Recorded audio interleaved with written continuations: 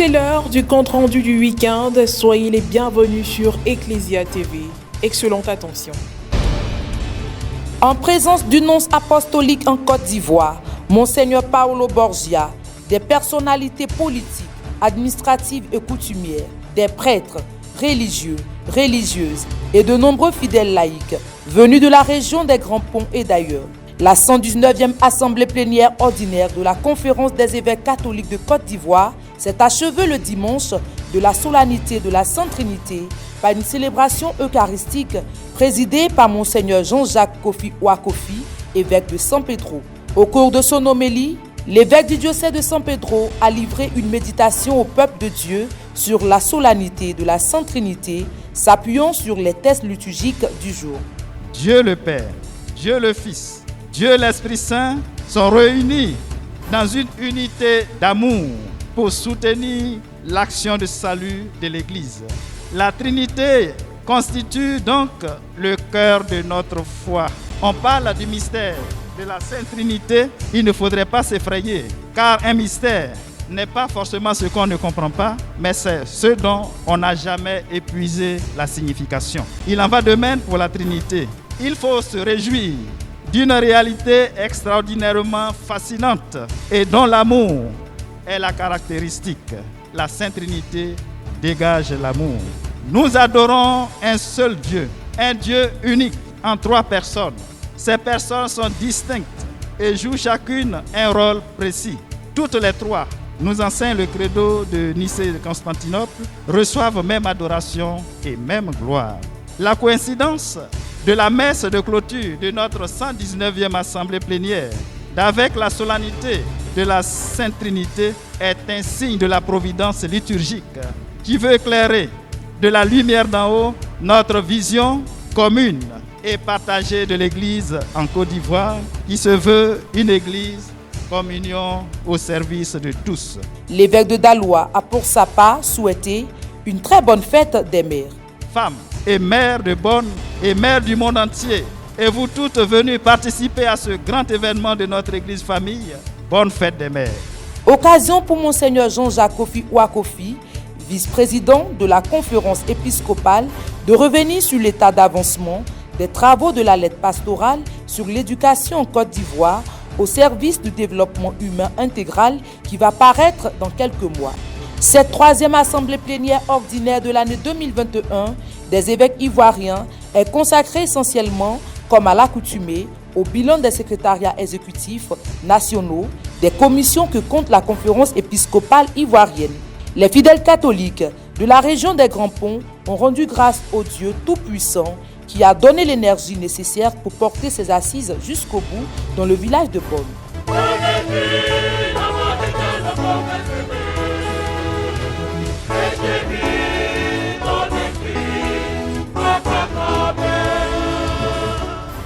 L'ordinaire du lieu, Monseigneur Jean-Salomon Lezoutier, a réitéré ses remerciements aux archevêques et évêques, puis aux populations du Léboutou pour leur présence et accueil. Je voudrais remercier mes confrères évêques, nous ont fait confiance. Je parle du diocèse de Yopougon et du village de Bonne. Merci donc à tous les cadres discrets et efficaces qui ont épaulé tout le village pour que notre assemblée réussisse. Le plus petit village à Djoukrou a honoré tous les villages à Djoukrou puisque, je le dis, c'est la première fois qu'une assemblée se tient dans un village. La conférence épiscopale ivoirienne qui a achevé sa session se retrouvera l'an prochain pour la tenue de la 120e assemblée plénière dans l'archidiocèse de Gagnoa.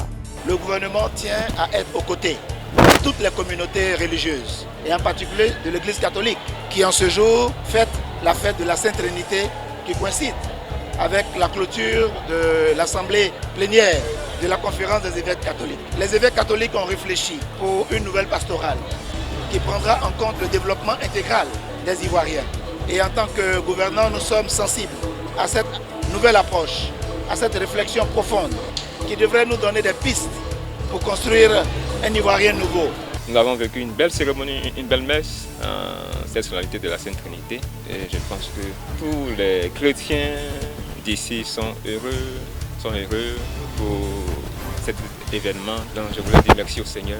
En entendant les évêques remercier le village de Bonne, je suis convaincu qu'ils ont été satisfaits de l'accueil.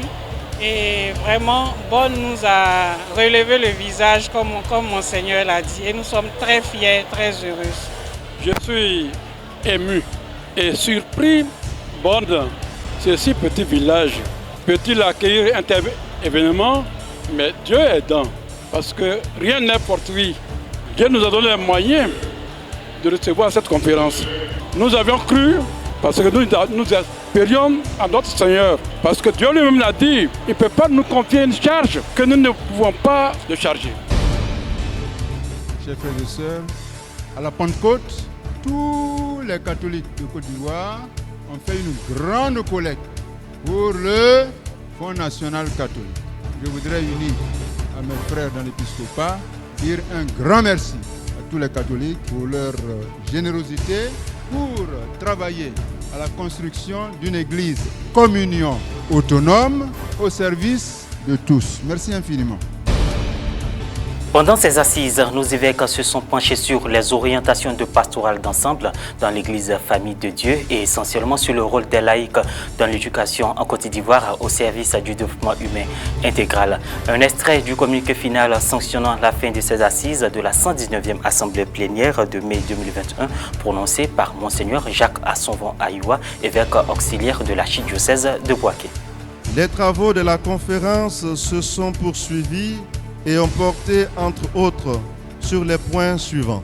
Évaluation des résolutions de la 118e Assemblée plénière de la Conférence des évêques catholiques de Côte d'Ivoire. Examen de la synthèse des rapports des secrétariats exécutifs nationaux. Point des mandats des secrétaires exécutifs et aumôniers nationaux.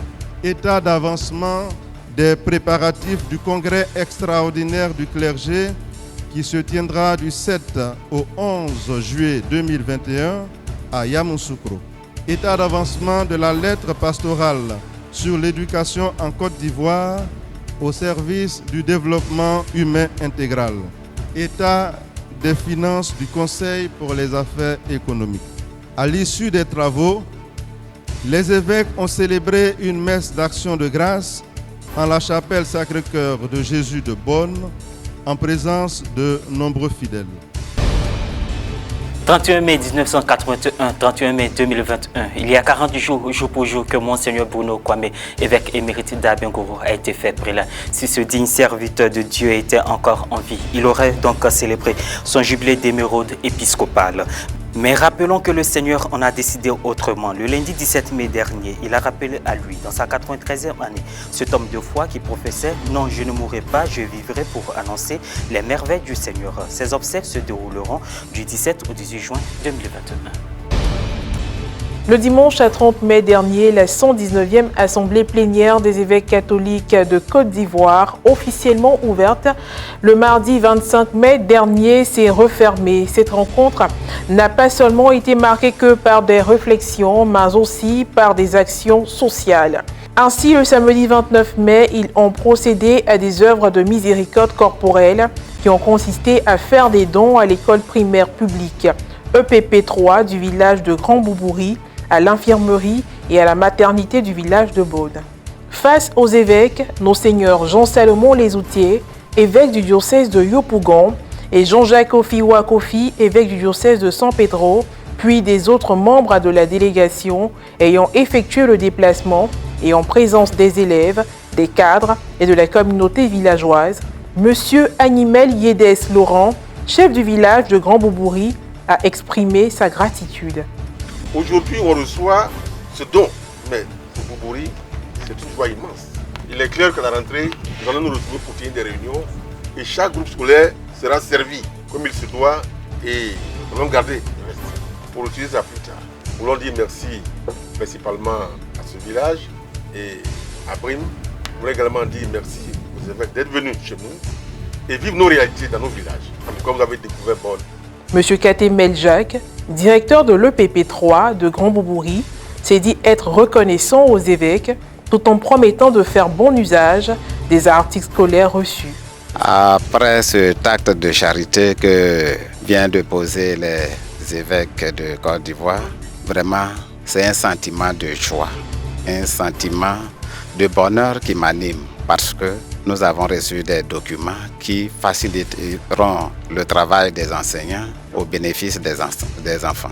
Ce geste remarquable apposé par la Conférence des évêques catholiques de Côte d'Ivoire, qui rime fort bien avec le thème de leurs assises, a été très apprécié par la communauté. Il faut dire que c'est un événement heureux pour nous, que la conférence épiscopale ne se soit pas seulement contentée de venir réfléchir sur les avancées ou sur la nouvelle vision de l'Église catholique, mais de prouver par les actes que la parole de Dieu, qui est miséricorde, se traduit par des actes de charité.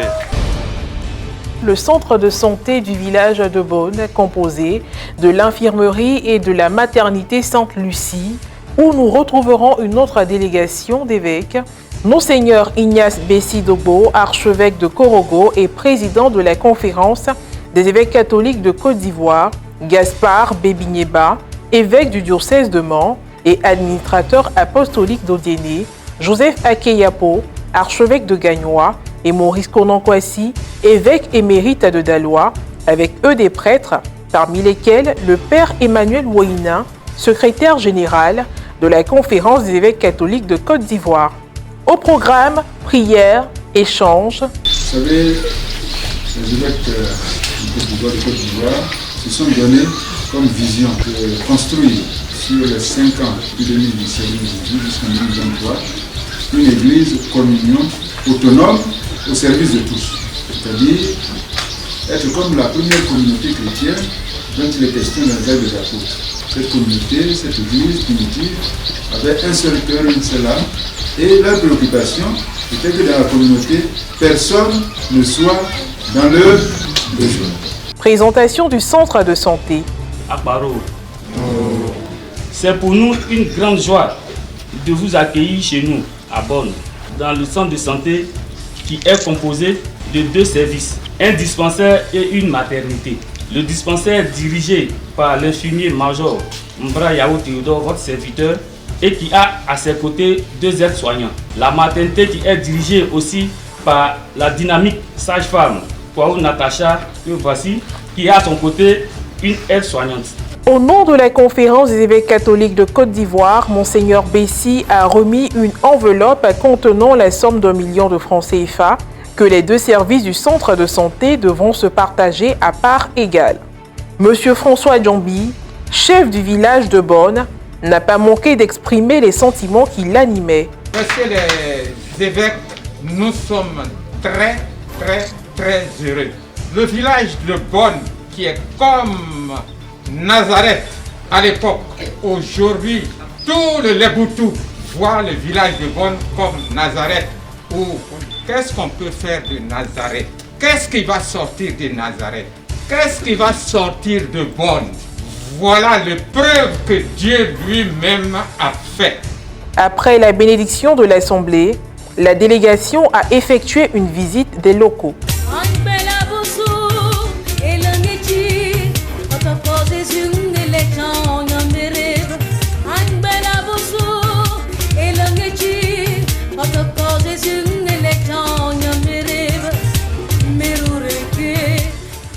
Vraiment, je suis très ému. Vraiment, c'est du jamais vu. Depuis que je suis arrivé ici à Bonne, depuis 2012, je n'ai jamais vu déplacer les évêques ici à Bonne. Concernant le don, vraiment, on ne s'y attendait pas. Nous avons été agréablement surpris et c'est au nom de toute la population, au nom des femmes enceintes, parce que nous connaissons les réalités du village. Il y a beaucoup d'hésitations à venir faire les CPN, les accouchements, parce que il y a des stéréotypes, et il y a peut-être aussi le fait de ne pas avoir de l'argent pour payer les médicaments et tout. Donc c'est un don qui vient vraiment nous soulager. Au cours du mois de mai 2021, Monseigneur Gaspard Bébigneba, évêque du diocèse de Mans et administrateur apostolique d'Odiéné, a effectué une visite dans le diocèse et a procédé à la bénédiction des édifices consacrés à la curie diocésaine d'Odiéné. Elle s'est déroulée en présence des fidèles laïcs, des religieux et des autorités administratives de la région. Le prélat a expliqué ce que représentent ces édifices. Ce lieu Ces services de la curie constituent justement ce symbole d'unité, du rassemblement. Que tous ceux qui vont travailler ici avec moi et avec les évêques qui vont venir plus tard, oui, ceux-là aient cet esprit, demandent et implorent cet esprit pour eux-mêmes d'abord, pour l'Église qui est à Odiéné, et pour notre pays, la Côte d'Ivoire, et pour le monde d'aujourd'hui, qui a plus que besoin d'unité, plus que d'argent. Pour rappel, la curie est un ensemble d'organismes qui prêtent leur concours à l'évêque dans le gouvernement du diocèse tout entier. Après le mot de bienvenue et les différentes allocutions, Monseigneur Gaspard, dans son adresse, a invité le clergé et les convives présents à être des disciples de l'amour. Le dimanche dernier, les fidèles de la paroisse Immaculée Conception d'Abobo étaient tous rassemblés en l'église paroissiale pour prendre part à l'unique messe de 7h30 en ce jour marqué par la célébration de la solennité de la Sainte Trinité et de la fête des mères. Pour l'occasion, la majorité des femmes étaient vêtues d'un uniforme. Le célébrant, Père Saturnin, a fait savoir dans son homélie que la Sainte Trinité est un Dieu unique en 3 personnes unies par un amour indéfectible, le Père, le Fils et le Saint-Esprit. C'est une vérité qui nous a été transmise par la parole de Dieu et les théologiens. Parlant de la fête des mères, il a invité les femmes à s'unir en s'impliquant davantage dans les activités paroissiales. Aux hommes, il a demandé d'aider les femmes à redevenir de véritables mères. L'après-homélie a été marquée par la profession de foi de 23 catéchumènes et la remise de cadeaux aux mamans de la paroisse. Les 5 plus âgées ont reçu chacune un complet de pagne. Animation, danse étaient également au programme de ce moment de réjouissance. Soulignons que la veille, samedi 29 mai 2021, toujours dans le cadre des festivités, ont eu lieu des activités ludiques et un concours culinaire. Les fidèles chrétiens de la paroisse Sainte-Famille de la Riviera 2 sont venus nombreux honorer la Vierge Marie à travers leur participation à la grande soirée du rosaire organisée ce lundi 31 mai 2021 au sein de leur église paroissiale. Une cérémonie marquée par la récitation du rosaire suivie d'une procession dévotive et l'intention de messe. Le sommet de cette nuit mariale a été la messe concélébrée par les pères Norbert Éric Abécan et Sylvain Kwasi Nguesson, respectivement curé et vicaire de la dite paroisse. Au lieu et place de l'homélie, le père Abécan a donné un enseignement autour du thème « Ne crains pas de prendre Marie chez toi ». Quand nous ouvrons nos portes à Dieu, Dieu y entre, ça fait la joie, ça fait le bonheur. Ne crains pas de prendre Marie chez soi, mais c'est ce qu'Élisabeth a compris. Aujourd'hui, nous célébrons la visitation, elle n'a pas fermé sa porte, dit sa cousine arrive, mais c'est la joie. Et qu'est-ce qui va provoquer l'arrivée de Marie? Mais c'est la joie complète. Même les enfants qui sont dans les seins de leur maman jubilent. Jean-Baptiste jubile parce que la mère de Dieu arrive, Marie arrive. Et Élisabeth n'a pas eu peur, honte de prendre Marie dans sa maison. Marie est restée, Marie l'a aidée pendant 3 mois, puis elle est retournée chez elle.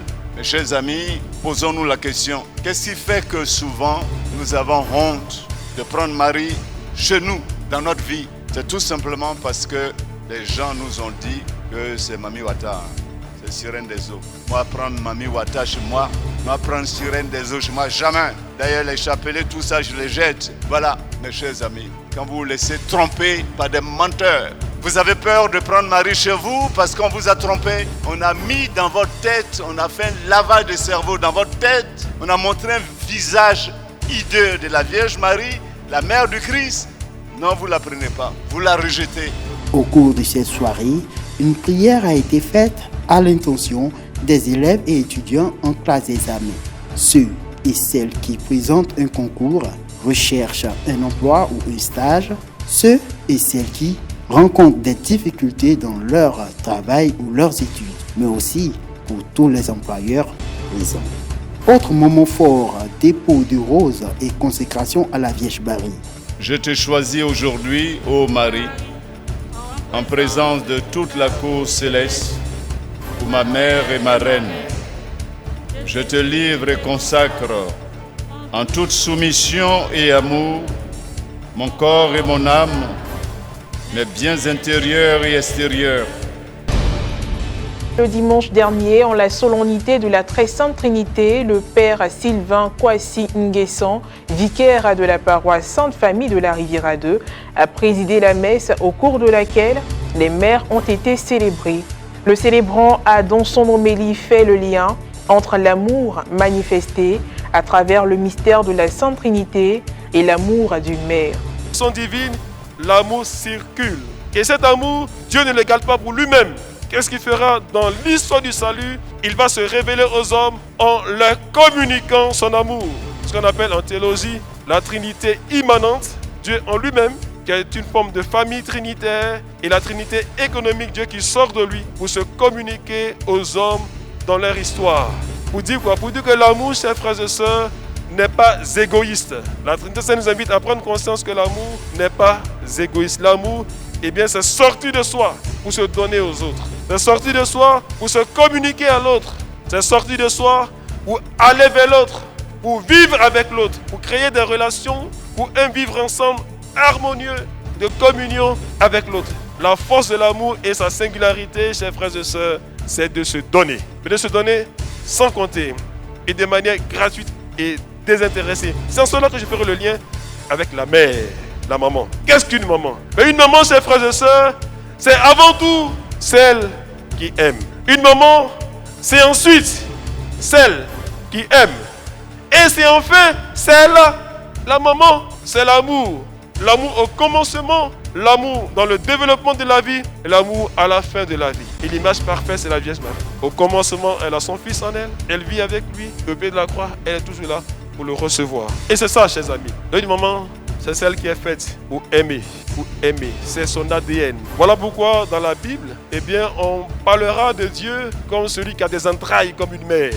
La célébration a été marquée par des moments particuliers, la récitation de poèmes par des fillettes.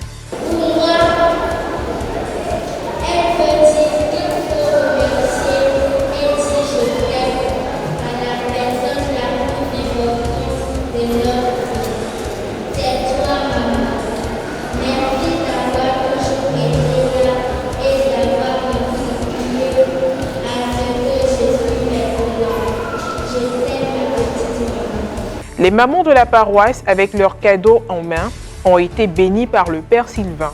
Au sorti de la messe, les paroissiens ont pu participer à une exposition-vente où l'on pouvait retrouver toutes sortes d'articles. Ce sont entre autres des livres, des pagnes et des produits bio-consommables. Diocèse de Katiola, le dimanche 30 mai dernier, le Père Achille Kwame a officié la messe de la solennité de la Très Sainte Trinité à la paroisse Notre-Dame de Lourdes de Ferqué.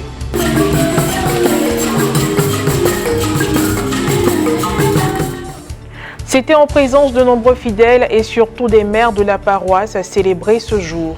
Dans son homélie, le Père célébrant a enseigné les fidèles sur le mystère de la Sainte Trinité, tout en évoquant la question de la foi chrétienne. Il n'a pas manqué d'inviter les femmes à vivre une véritable communion avec le Christ.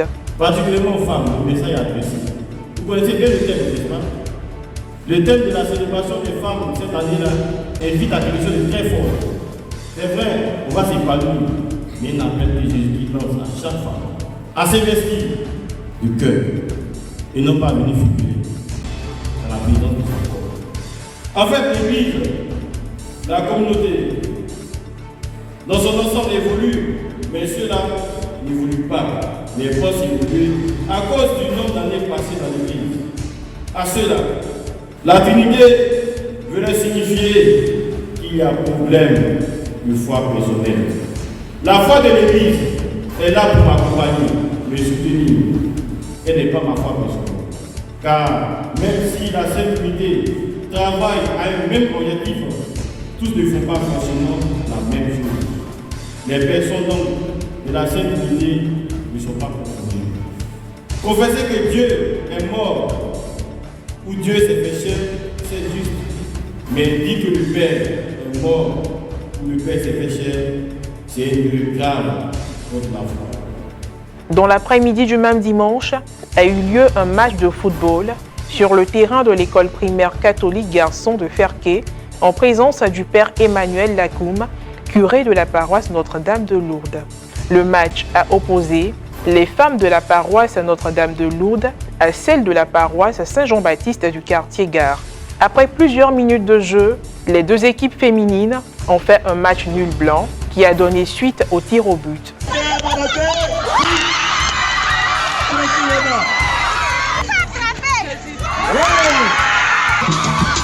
Score final 3-2. L'équipe vainqueur est celle de la paroisse Saint-Jean-Baptiste du quartier Gare.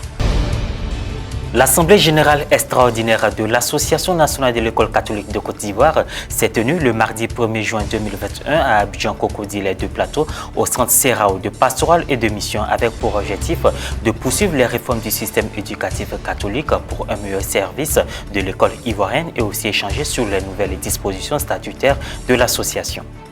L'Assemblée générale extraordinaire de l'Association nationale de l'école catholique de Côte d'Ivoire s'est ouverte le mardi 1er juin 2021 à Abidjan au centre Serrao de pastoral et de mission en présence de tous les acteurs du système éducatif catholique et d'un représentant du ministère de l'Éducation nationale. Le président du comité d'organisation, M. Mokouto Cyprien, a adressé un mot de bienvenue aux invités et formulé des vœux de réussite à cette rencontre d'échange et de partage. Depuis Kodjoboué, dans le diocèse de Grand Bassam, à l'issue de la 107e assemblée plénière de la conférence des évêques catholiques de Côte d'Ivoire, tenue du 15 au 21 mai 2017, tel un envoi en mission, nos pères évêques lancer la réforme de l'éducation catholique dont l'un des axes majeurs est la création de l'Association nationale de l'école catholique de Côte d'Ivoire. Aussi, leur appel était-il on ne peut plus simple. Et je cite, « Il est plus que jamais nécessaire d'unir les forces dans une alliance éducative afin de former des personnes matures, capables de dépasser les fragmentations et les contrastes et de reconstruire le tissu des relations pour une humanité plus fraternelle. » Fin de citation. En effet, la mission de l'association est d'apporter une contribution originale et spécifique à la construction du pays et au renouvellement de la société humaine dans un esprit de dialogue et de coopération. Monseigneur Ignace Bessi-Dogo, archevêque métropolitain de Korogo, président de la conférence des évêques catholiques de Côte d'Ivoire, a rappelé l'importance de cette assemblée générale et exhorté tous les membres de l'Église à adhérer à cette association pour lui donner vie, lui permettre de gérer leurs intérêts communs et soutenir l'État dans son rôle régalien de formation solide des citoyens. L'école catholique doit s'engager dans une organisation qui garantissent une gestion transparente, implique la collaboration de tous ses partenaires. Les fondateurs catholiques doivent se mettre ensemble au niveau diocésain comme au niveau national pour donner les orientations claires qui servent de boussole au navire école catholique. C'est fondamental dans le contexte du plan stratégique de la conférence des évêques catholiques de Côte d'Ivoire autour de la vision d'une église communion autonome au service de tous. Madame Anita Souzan Traoré, conseillère technique, représentant Madame Maria Toukone, ministre de l'Éducation nationale et de l'alphabétisation, a rappelé l'objectif de cette Assemblée générale extraordinaire de l'Association nationale de l'école catholique, fruit de la réforme de l'éducation catholique engagée depuis 2017. Monseigneur Gaspard Bébignéba, président du conseil d'administration de l'Association nationale de l'école catholique de Côte d'Ivoire, a rappelé la méthode synodale de recherche de solutions dans l'Église qui contribue à la cohésion et à la cohérence de l'ensemble dans l'action. L'Église universelle déclare, dans le code du droit canonique, qu'il appartient à la conférence des évêques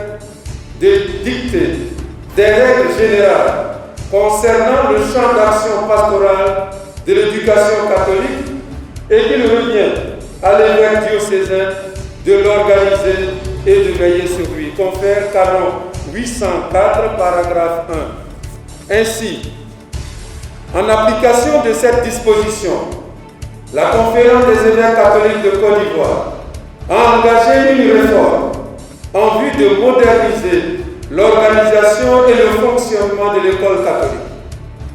C'est dans cette perspective que l'Association nationale de l'école catholique de Côte d'Ivoire a été créée le 14 juin 2019 pour affirmer, selon le droit catholique, selon le droit canonique, l'identité et l'appartenance de leurs écoles à l'Église et leur conférer la personnalité juridique selon les dispositions légales de l'État de Côte d'Ivoire. Plusieurs points ont été abordés lors de cette rencontre, notamment la modification et l'adoption des statuts et règlements intérieurs type des associations diocésaines de l'école catholique, la modification et l'adoption des statuts et règlements intérieurs, l'adoption des propositions de résolution du conseil d'administration, entre autres. Par ces actions, l'Église en Côte d'Ivoire veut redynamiser l'éducation catholique par le renforcement de la communion entre les acteurs de l'éducation catholique.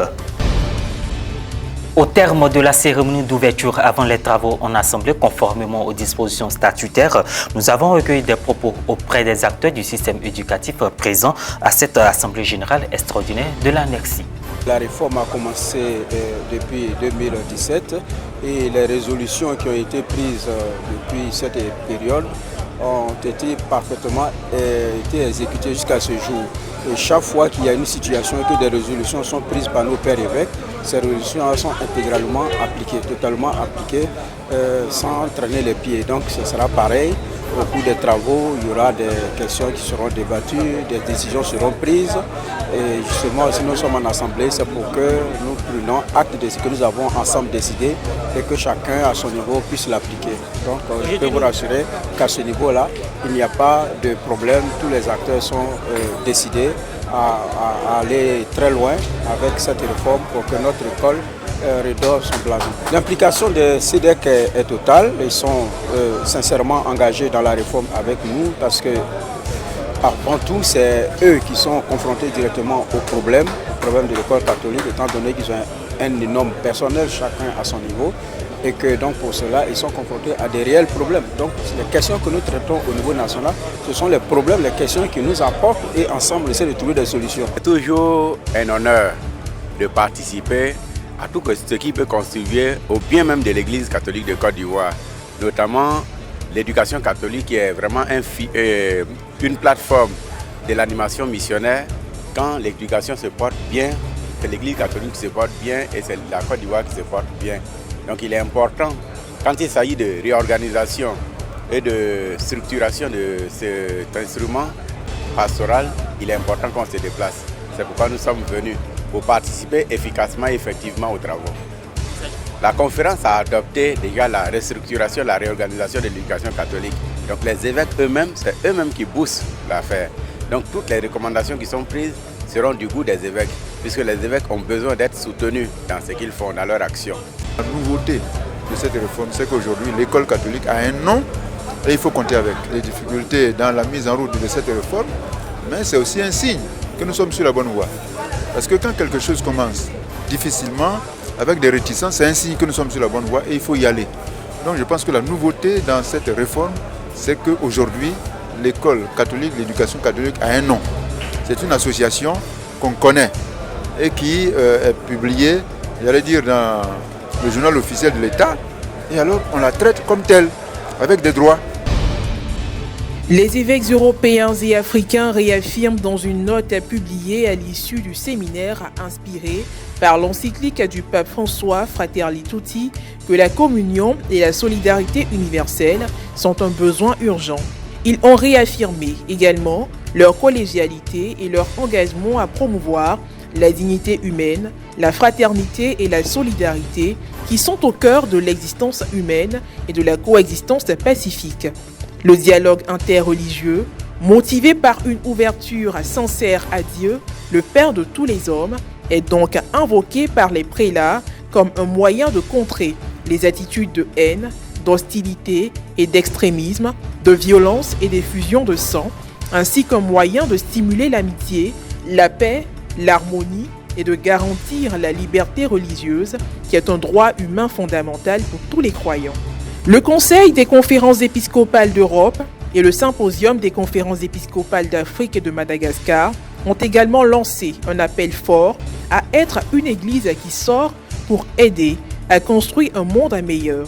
Dans cette perspective, les deux instances épiscopales invitent les dirigeants politiques, les autorités civiles et les organismes tels que l'Union africaine, l'Union européenne et les Nations unies à prévoir la mise en œuvre pratique de lois et de protocoles qui exaltent la solidarité et promeuvent la dignité humaine. La vision du monde proposée par les prélats européens et africains est la vision inclusive, celle pour qui les chrétiens est de Jésus-Christ, celle où tous les membres se considèrent un et sont à l'aise les uns avec les autres. Le message conjoint espère donc que les deux corps épiscopaux continentaux continueront à étudier et à partager leurs expériences pour le bien des peuples et travailleront sans relâche pour mettre fin aux préjugés, à l'intolérance et à l'hostilité et à la violence partout dans le monde, en invoquant la paix pour tous les pays d'Afrique, d'Europe, du Moyen-Orient et du monde entier qui connaissent des situations de conflit. Les évêques signataires soulignent enfin leur engagement à prier pour promouvoir la paix, la solidarité et la dignité humaine dans toute la société. Le Vatican modifie le livre 6 du Code de droit canonique sur les sanctions dans l'Église. Les nouveautés ont été présentées le mardi 1er juin 2021 au Saint-Siège. Le livre 6 traite dans une première partie des délits et des peines en général. Punition, loi pénale, sujets soumis aux sanctions, censure, peine expiatoire, remèdes pénaux, pénitence, application et cessation des peines. Et dans une deuxième partie, des peines pour des délits particuliers. Les délits contre la religion et l'unité de l'Église, les délits contre les autorités ecclésiastiques et la liberté de l'Église, l'usurpation des charges ecclésiastiques et les délits dans l'exercice de ces charges, le crime de faux, les délits contre les obligations spéciales, les délits contre la vie et la liberté humaine. L'un des premiers sanctuaires à adhérer au marathon de prière fut la basilique de Nazareth, où la prière a été transmise depuis la grotte de l'Annonciation, lieu de l'annonce de l'archange Gabriel à Marie. L'initiative du Saint-Père a touché le monde entier. Tout d'abord, je pense que nous avons le devoir de remercier, tout d'abord le Saint-Père, toute l'Église, pour cette unité de prière et de solidarité que nous avons reçue de tant de manières, de tant d'Églises, de manière aussi très concrète. Je crois beaucoup au pouvoir de la prière. S'il y a une chose qui nous unit tous, c'est l'amour de notre mère. Là où il y a la mère, il y a la maison, la famille, l'unité. C'est la meilleure façon d'envisager l'avenir avec confiance. À Jérusalem, le mois de mai s'est terminé par la procession de la paroisse latine qui s'est rassemblée dans les rues de la vieille ville pour honorer la Sainte Vierge.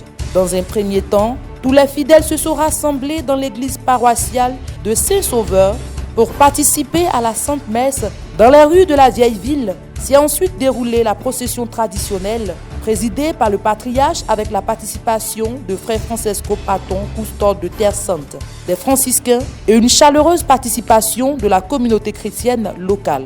Dans les rues, les témoignages d'affection et les demandes d'intercession auprès de la Vierge Marie étaient nombreux. Participaient également des élèves des écoles des Sœurs du Rosaire et de Saint-Joseph. Le cortège a fait une première halte dans la cour de l'école du Collège des Frères. L'icône de la Vierge, qui a été portée à la vénération de tous, a ensuite repris son chemin vers la co-cathédrale du patriarche latin. La procession a ensuite fait le chemin inverse pour se terminer dans la cour du couvent de Saint-Sauveur où a eu lieu la bénédiction finale. La deuxième édition du Salon du recyclage d'Abidjan s'est déroulée du 1er au 3 juin 2021 autour du thème « Quel modèle de ville durable pour l'Afrique ?»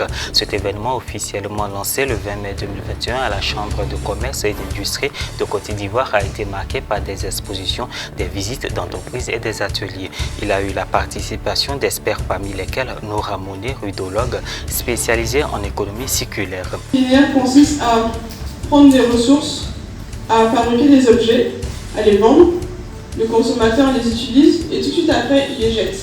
Donc on constate que quand on Quand on fonctionne avec ce modèle-là, on pensait que les ressources étaient limitées. Aujourd'hui, on se rend compte qu'on devient de plus en plus nombreux, que nos besoins augmentent et que les ressources se raréfient.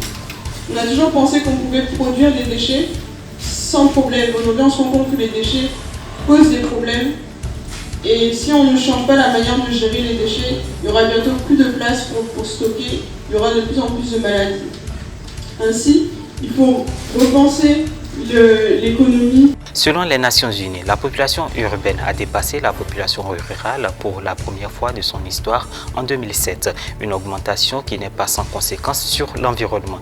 Les villes sont donc invitées à jouer un rôle de moteur de développement durable. Mais le constat est que ces villes africaines connaissent une croissance 2 fois supérieure à celle de l'Europe. Quels seraient donc les modèles des villes durables africaines? Quelle définition donne-t-elle des villes durables en Afrique?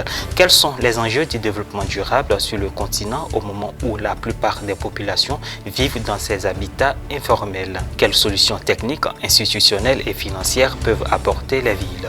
Et comment apporter des solutions aux fonciers, à l'habitat, à la mobilité, à la gestion durable des déchets, aux innovations dans le travail des jeunes et des femmes? La production des ressources peut-elle contribuer à l'amélioration de la qualité de vie dans les villes africaines? Voici autant de questions auxquelles les communications de ce salon ont apporté quelques réponses. Ce salon est aussi l'occasion de prendre des résolutions qui permettront d'avoir une nouvelle vision de l'Afrique dans tous les secteurs d'activité, les matériaux de construction durables, les infrastructures, l'hydrocarbure. La journée mondiale de l'environnement est célébrée cette année le samedi 5 juin 2021. Dans cette dynamique, l'OJPCI, l'Organisation des journalistes professionnels de Côte d'Ivoire, en partenariat avec le ministère des Eaux et Forêts, a organisé une cérémonie de planting ce vendredi 4 juin 2021 au lycée moderne Amago Victor de Makori. Elle a été rehaussée par la présence du colonel Alain Nguessan, représentant du ministre des Eaux et Forêts. L'objectif de cette initiative est de sensibiliser les élèves et les enseignants sur la nécessité de vivre dans un environnement sain et arboré, étant entendu la gravissime menace de disparition de la couverture forestière nationale. Merci d'avoir porté un grand intérêt à cette production. Au plaisir de vous retrouver la semaine prochaine.